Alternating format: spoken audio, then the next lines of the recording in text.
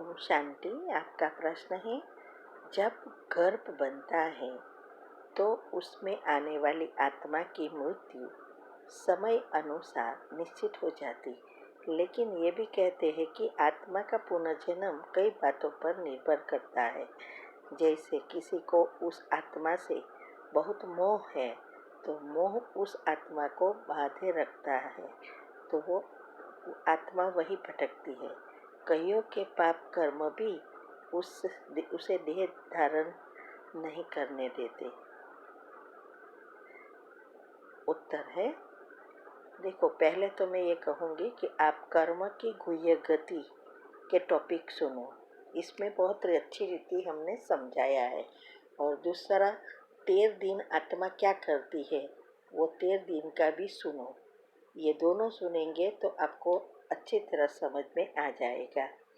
तो देखो, ये आत्मा क्या ले जाती है उस अनुसार उसका शरीर तैयार होता है, परिवार मिलता है, ये सब सच है।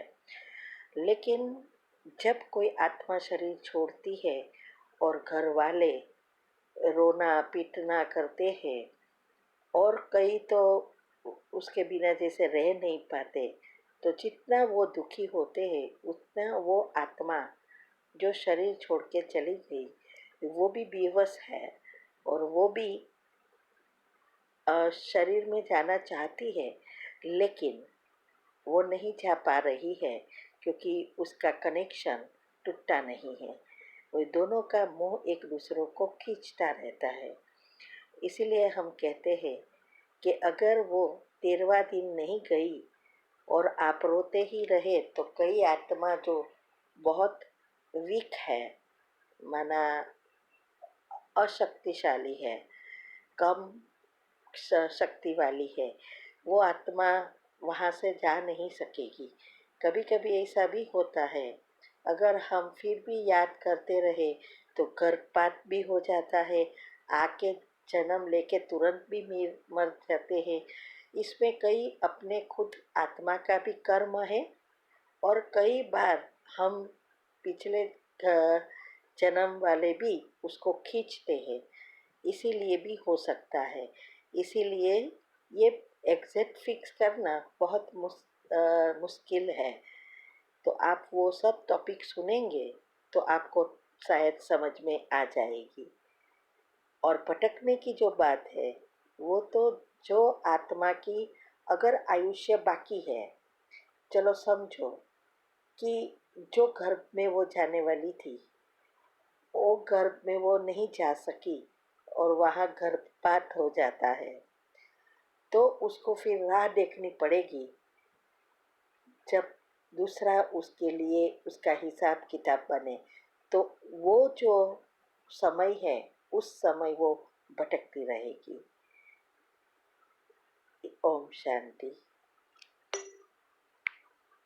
का प्रश्न है, 8 रत्न हैं, वो सतयुग में जो 8 राजाएं होंगे लास्ट तक के, वो है या कृष्ण के साथ फर्स्ट जन्म में आने वाली आत्माएं हैं?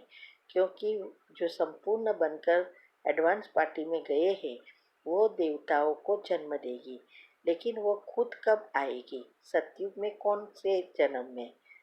उत्तर है, पहले तो आपको किसने कहा कि एडवांस पार्टी में संपूर्ण गई हुई आत्माएं ही जन्म देंगी? कभी नहीं।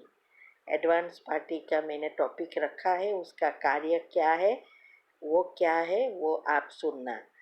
तो एडवांस पार्टी में जो ऑलमोस्ट संपूर्ण होकर गई है उसका कार्य अलग है, और कई आत्माएं शरीर छोड़कर चली गई है बीच में पुरुषार्थ करती करती, शायद वो आत्माएं जन्म दे सकती है, लेकिन एडवांस पार्टी की जो संपूर्ण आत्माएं वो हमें नहीं जन्म देगी, माना देवी देवताओं को वो जन्म नहीं देगी। सिर्फ श्री कृष्ण की और राधे की आत्मा जो है उसके माँ बाप ऐसे होंगे, खास करके श्री कृष्ण के जो इसमें से गए हैं, इसीलिए श्री कृष्ण के 2 माँ बाप बताते हैं। तो एक का काम है जन्म देकर चले जाना और दूसरा का काम है उसको पालना देना। तो वो भी हमने कृष्ण के जन्म वाली कैसेट में वीडियो में समझाया है। तो ये फर्स्ट जन्म में जो भी आत्माएं आने वाली है वो तो श्री कृष्ण के साथ ही अलग अलग जगह पे जन्म लेगी, और सात तो 8 राजा नहीं बनने वाली ना। तो जैसे कृष्ण का लड़का होगा वो दूसरा, उसका लड़के का लड़का होगा वो तीसरा जन्म वाला, ऐसे 8 राजाएं बनेंगे, 8 जोड़ियाँ बनेगी। तो लेकिन जन्म तो सतयुग से ही आने वाली वो आत्माएं होगी। भले वो राजा पहले साथ नहीं बनेगा लेकिन आएंगे साथ में। इसीलिए वो आत्माएं जो 9 लाख आत्माएं हैं वो तो मुख्य आत्माएं हैं, इसीलिए वो पहले जन्म में ही आएगी। और देवताओं को जन्म देने वाली आत्माएं तो बाबा ने एक बार मुरली में कहा था, जो लास्ट जन्म में आती है, एक दो जन्म वाली आत्माएं, वो देवी देवताओं को जन्म देंगी। ओम शांति। आपका प्रश्न है, ड्रामा फिक्स है, 5000 वर्ष के बाद रिपीट होता है, तो सच है योग द्वारा हमारे विकर्म का नाश होता है। तो जो हम अभी योग करके विकर्म नष्ट कर रहे हैं, योग के प्रयोग द्वारा परिस्थिति को अनुकूल कर रहे हैं, तो क्या 5000 वर्ष बाद फिर वो खराब परिस्थिति सामने आएगी, या हमने उसे अनुकूल कर दिया वो सीन जाएगा?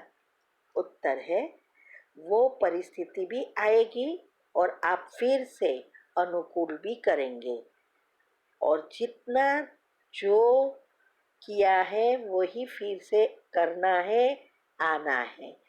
इसके लिए ये क्यों आता है, क्या है, वो ड्रामा के मैंने 2-3 टॉपिक रखे हैं, बहुत गुह्य में एकदम सूक्ष्म में समझाया है, वो आप सुनो।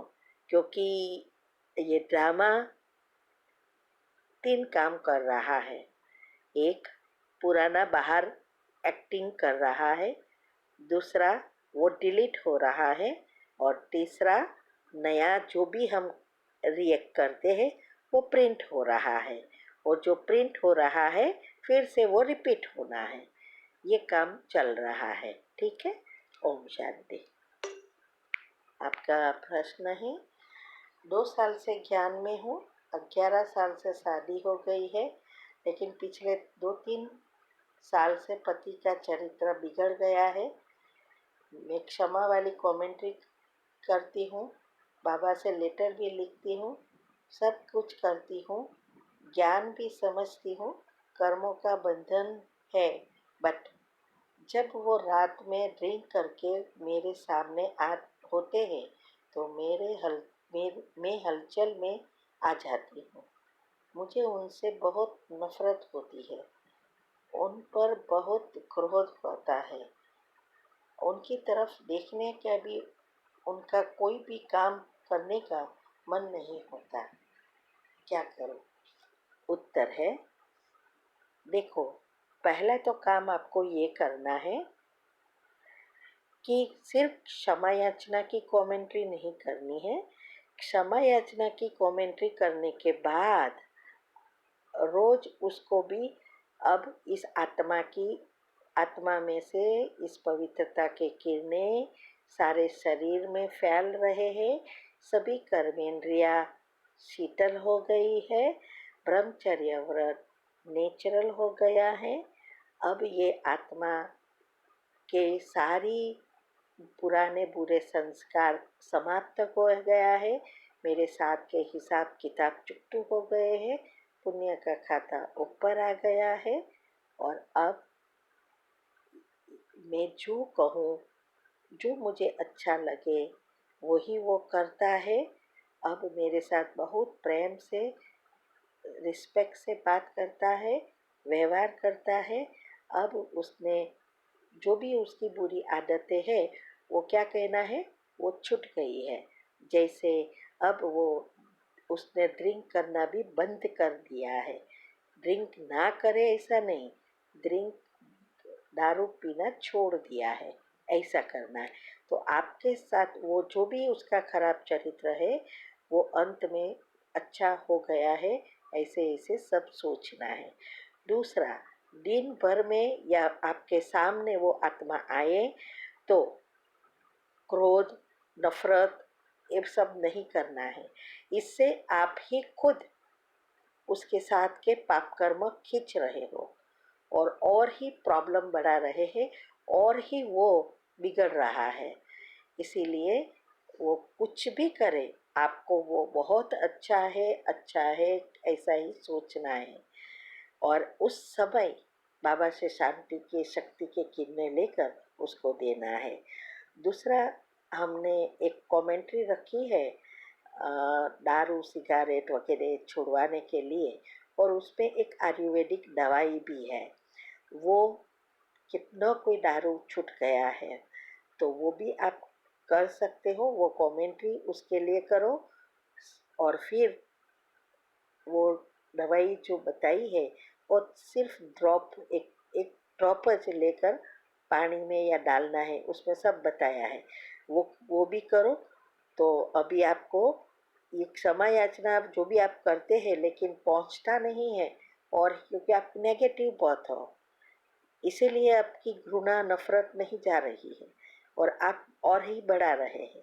तो पहले ये सब करना है और अच्छी रीति कनेक्शन के बाद जे भी क्षमा की कमेंट्री जो भी करना है तब करना है। और जब वो आत्मा सोती है तब एक ही जगह एक ही समय पर बैठकर करना है। ओम शांति।